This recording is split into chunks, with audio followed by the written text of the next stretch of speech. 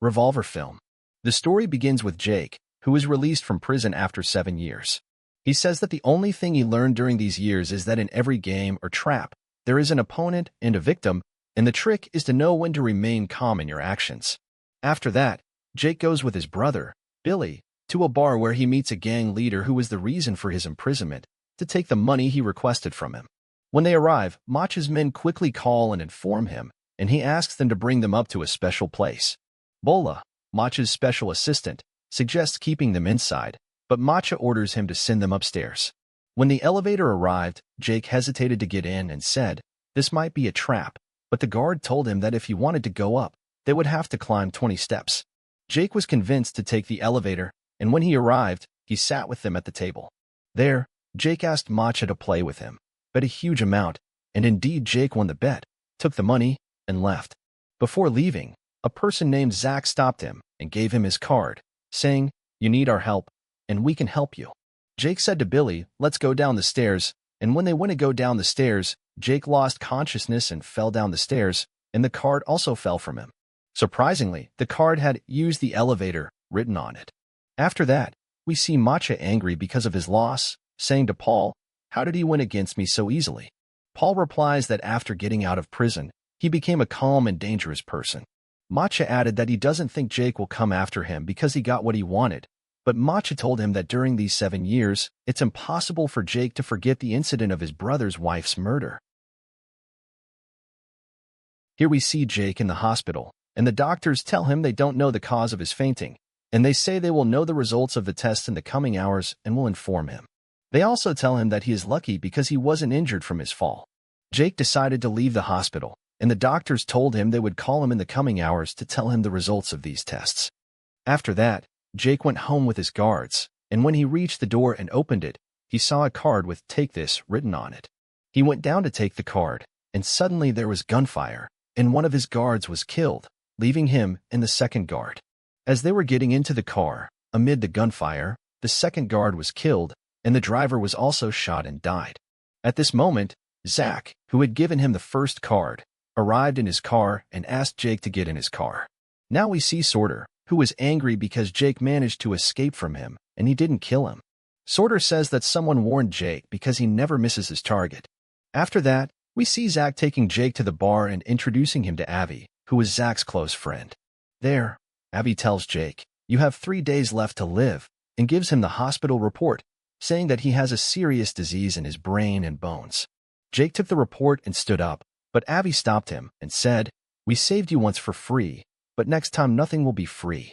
He also told him, "We will save you with 2 conditions, and these conditions are non-negotiable." Zach told him, "The first condition is that you give us everything you own, and this is not a trick. Think deeper and you'll notice. The second condition is that you will do everything we tell you without any discussion, and in this case, we will guarantee your protection from any danger that might face you." Avi added, "You have 3 hours to decide, and after these 3 hours, we will have nothing to do with you." After that, we see him going to the hospital, and the doctor gives him the same result that Avi told him. Here Jake thinks about his words and says, "I doubted his words, but it turns out he's smart." Jake went to the doctor and threatened him with a gun, saying, "They paid you." But the doctor says, "I don't know what you're talking about." After that, we see Macha saying to Sorter, "How did you miss and not kill Jake even though you never miss your target?" Sorter told him, "I had a bad feeling, and it affected me, and I promise you that next time I will hit the target excellently." Here we see Jake taking all the money he has and going to give the money bag to Avi and Zach in exchange for protecting his life from danger. After that, they take him and go to the person, and we learn that they give the money, and after a while, they return and take it back with interest. After Avi and Zach took Jake with them to the clients and finished their work with them, at this time, we see Machu and Paul waiting for more than an hour to meet a person called Cold, who is the owner of the strongest gang in the city, and no one can confront him. But Cold refused to meet them and sent them Layla, who is his business manager, and she told Machu that the time for delivering the drugs is the agreed time, and that Cold never gives a second chance or extra time. The next day, Jake took more money to Avi and Zach. Avi asked him about his prison days, and he told them, "I was sentenced to 14 years, and because of my good behavior, it became 7 years. Also, he said he was in solitary confinement. and he would spend 20 hours thinking about complex cells and live difficult years. He also told them that there was a chess teacher and a tricks teacher and said they never talked to each other. One of them was married and the other was not, and they communicated with each other through books.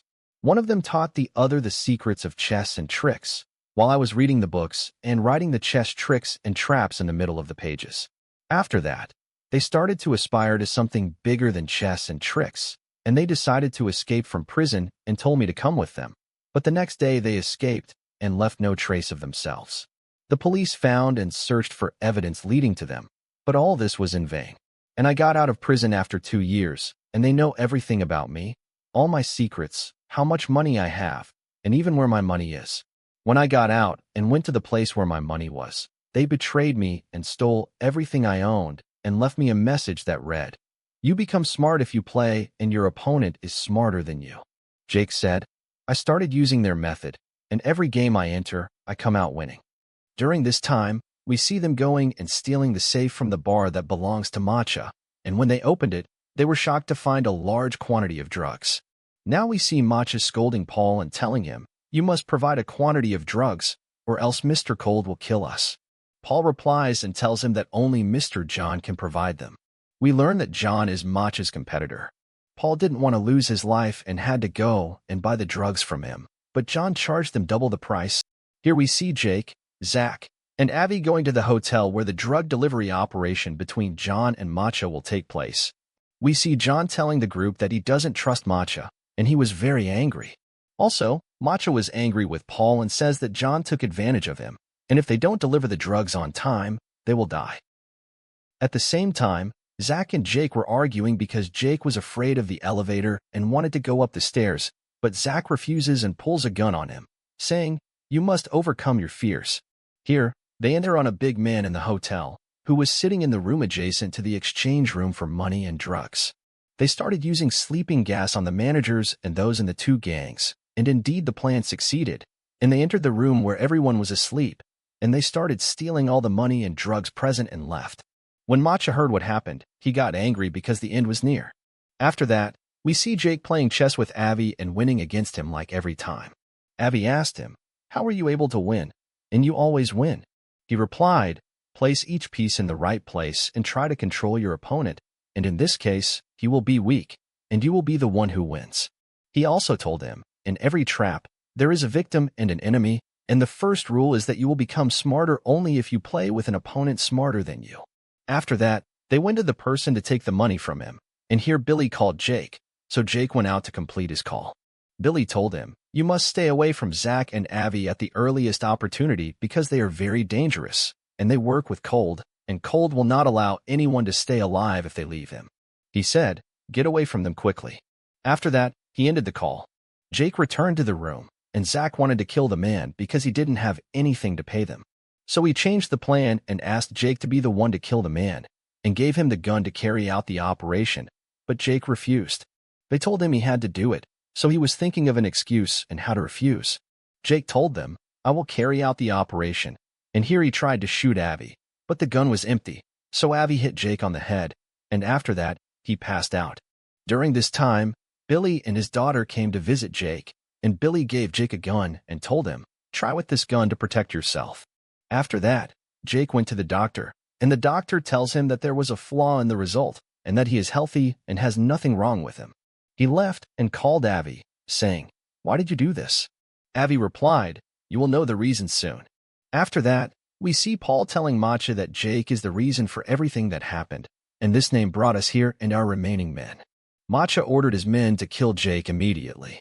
After that, Jake went and met Zach, while Avi was angry with him for what they did to him because they took all his money. During this time, one of Macha's men saw Jake and shot at him, but he tried to escape from him. Macha's men started chasing him, and one of them fell and accidentally shot himself and died, and they thought Jake had killed him. Here, Jake went and met Zach and Avi, and they tell him, "You didn't tell us about the truth of the 3 men who were working with Macha, and what is the truth of your relationship with them? And they wanted to kill you the night you got out of prison." At the restaurant, one of Macha's men came and told Macha that Jake killed one of our men.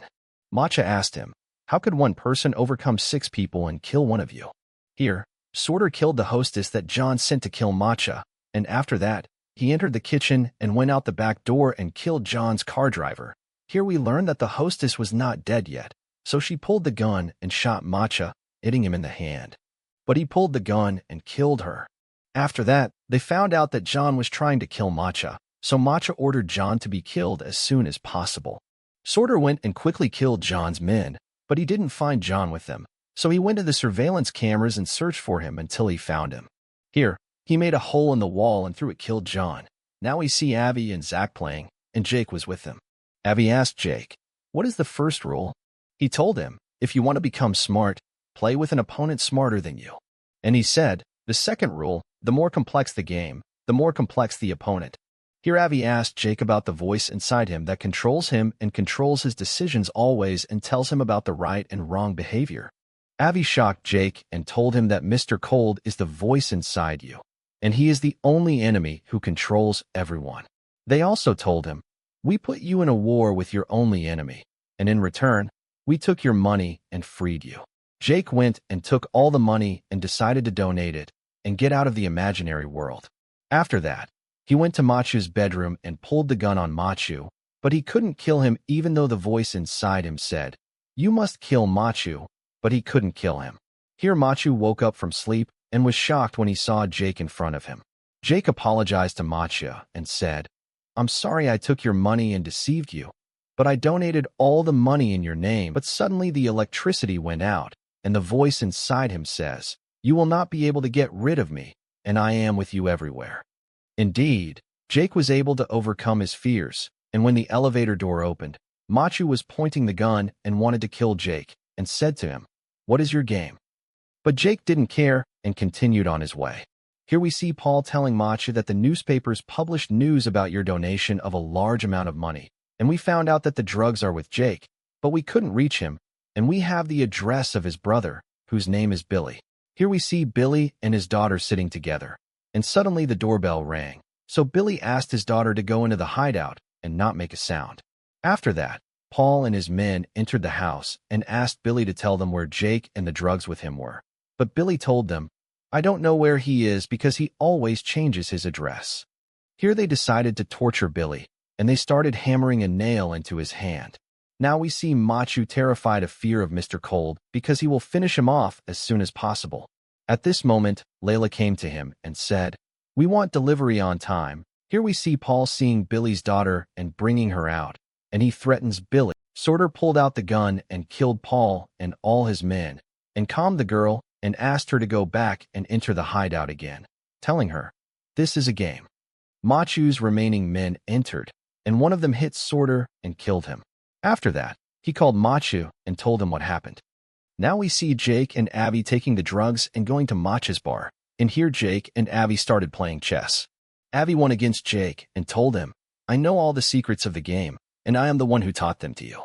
Here Jake started connecting the events quickly, so he knew that Abby and Zach were the two prisoners who were in the cells adjacent to him, and he also knew that they were two imaginary people and that they don't exist in reality, and that they exist only in his imagination. In this case, Jake was able to get rid of the obsession inside him, and to get rid of Macha, who destroyed his life and wasted 7 years of